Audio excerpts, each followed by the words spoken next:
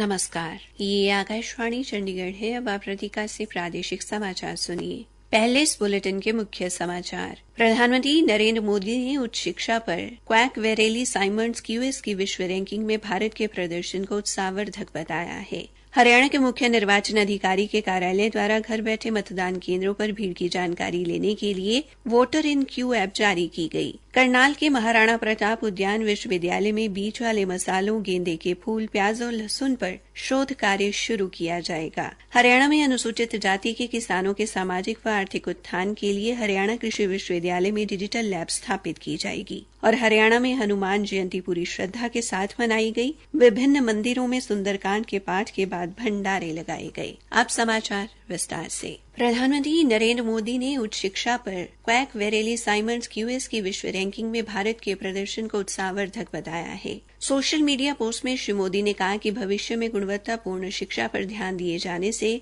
भारत की युवा शक्ति को लाभ होगा। प्रधानमंत्री ने कहा कि सरकार बड़े स्तर पर अनुसंधान, अध्ययन और नवाचार पर ध्यान केंद्रित कर रही है। श्री मोदी ने क्यूएस के मुख्य कार्यकारी अधिकारी नुंजियो क्वैक वेरेली से मुलाकात की। श्री क्वैक वेरेली ने घोषणा की कि आगामी कुछ सप्ताह में क्यूएस भारतीय उच्च शिक्षा व्यवस्था के साथ विषयवार क्यूएस की अंतर्राष्ट्रीय विश्वविद्यालय की नवीनतम रैंकिंग के कुछ परिणाम साझा करेगा। उन्होंने बताया कि सभी G20 देशों में इस वर्ष भारतीय विश्वविद्यालयों ने अपने प्रदर्शन में श्रेष्ठ सुधार का परिचय दिया है। भारत के विश्वविद्यालय विश्व में तेजी से अपनी साख बनाते अनुसंधान केंद्रों में शामिल हो चुके हैं। नागर विमानन महानिदेशालय ने हवाई सेवा देने वाली कंपनियों से यह सुनिश्चित करने को कहा है कि 12 वर्ष तक के उन बच्चों को उनके अभिभावकों या माता-पिता के साथ ही सीट दी जाए जो एक ही PNR पर यात्रा कर रहे हैं। महानिदेशालय द्वारा जारी वक्तव्य के अनुसार उसके संज्ञान में ऐसे कई मामले आए हैं जहां 12 वर्ष से कम आयु के बच्चों को उनके माता-पिता या अभिभावकों के साथ सीट नहीं दी गई। महानिदेशालय ने इसके लिए हवाई परिवहन परिपत्र में उपयुक्त बदलाव करने को कहा है।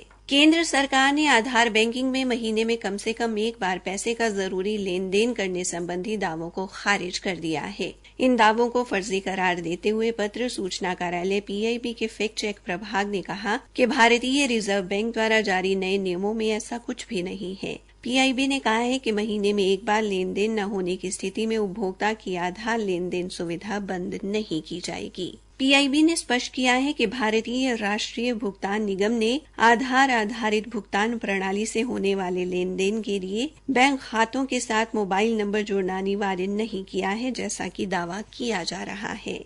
हरियाणा के मुख्य निर्वाचन अधिकारी के कार्यालय ने वोटर इन क्यू नामक ऐप जारी की है, जिसके माध्यम से मतदाता घर बैठे ही मतदान केंद्रों पर लगने वाली भीड़ की जानकारी ले सकेंगे और भीड़ कम होते ही मतदान के लिए जा सकेंगे। मुख्य निर्वाचन अधिकारी अनुराग अग्रवाल ने बताया कि निर्वाचन आयोग ने इस मोबाइल ऐप को प्रायोगिक आधार पर अपनी स्वीकृति दे दी है। उन्होंने बताया कि ऐप जारी करने का उद्देश्य इस बार मतदान प्रतिशत को गत लोकसभा चुनाव में 70% के मुकाबले कम से कम 75% तक ले जाना है। श्री अग्रवाल ने बताया कि मोबाइल ऐप पर मतदाता को अपने क्षेत्र, पोलिंग बूथ और अपना नाम फीड करना होगा। OTP मिलने पर वो सीधे BLO से जुड़ जाएगा और BLO ऐप में हर 1 घंटे या आधे घंटे बाद बताएगा कि इस समय कितने लोग मतदान के लिए कतार में हैं। उन्होंने बताया कि इस बार 30 शहरी विधानसभा क्षेत्रों में इस ऐप का प्रयोग किया जाएगा, जिससे भीड़ के कारण मतदान न करने वाले लोग भी इस बार मतदान कर सकेंगे। चरखी दादरी की जिला निर्वाचन अधिकारी एवं उपायुक्त मनदीप कौर ने विभिन्न विभागों के अधिकारियों के लिए निर्देश जारी किए हैं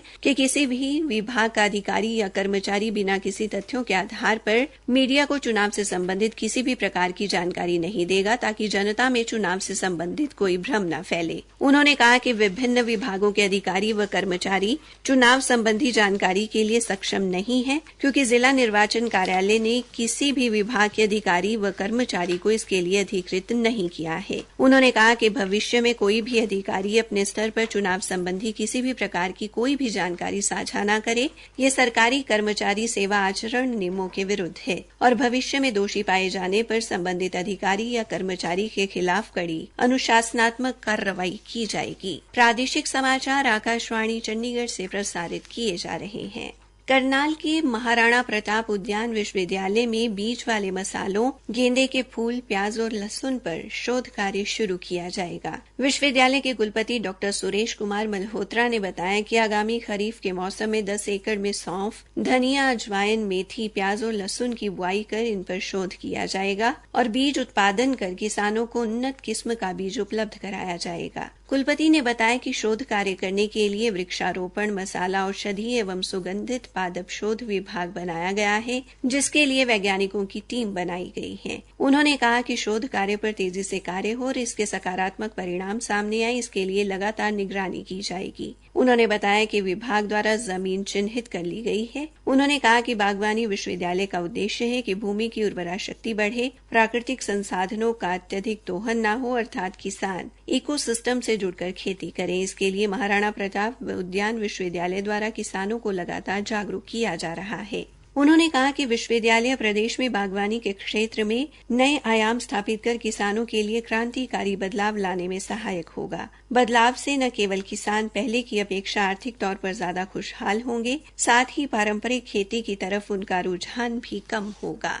हरियाणा में अनुसूचित जाति के किसानों के सामाजिक एवं आर्थिक उत्थान तथा उनकी क्षमता निर्माण को मजबूती प्रदान करने के लिए हिसार स्थित चौधरी चरण सिंह हरियाणा कृषि विश्वविद्यालय में एक डिजिटल लैब की स्थापना की जाएगी। कुलपति प्रोफेसर BR कंबोज ने बताया कि हरियाणा सरकार की राष्ट्रीय कृषि विकास योजना के तहत इसके लिए 60 लाख रुपए की अनुदान राशि प्रदान की गई है। उन्होंने कहा कि इस लैब में किसानों को कृषि क्षेत्र से संबंधित नवीनतम तकनीकों की जानकारी देने के लिए प्रशिक्षण दिया जाएगा। डिजिटल लैब में मौसम अनुदान संबंधी और फसलों में होने वाले नुकसान के साथ साथ फसलों में कीट आदि की जानकारी किसानों को दी जाएगी।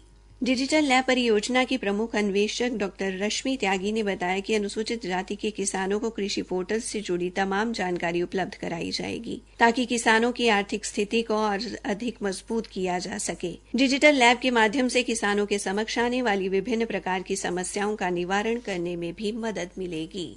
आज हरियाणा में हनुमान जयंती पूरी श्रद्धा के साथ मनाई गई। कुरुक्षेत्र के विश्व प्रसिद्ध ब्रह्म सरोवर के उत्तरी तट पर स्थित श्री दक्षिण मुखी प्राचीन हनुमान मंदिर में प्रातःकाल ध्वजारोहण किया गया और विधि विधान से हनुमान जी की पूजा अर्चना कर उन्हें नया गणवेश धारण करवाकर उनका श्रृंगार किया गया। इस अवसर पर श्री सुंदरकांड का पाठ भी किया गया। भिवानी, फरीदाबाद, बल्लभगढ़, पलवल, अंबाला और पानीपत से भी हनुमान जयंती पर सुंदरकांड का पाठ करवाए जाने, शोभा यात्राएं निकालने और भंडारों के आयोजन के समाचार मिले हैं।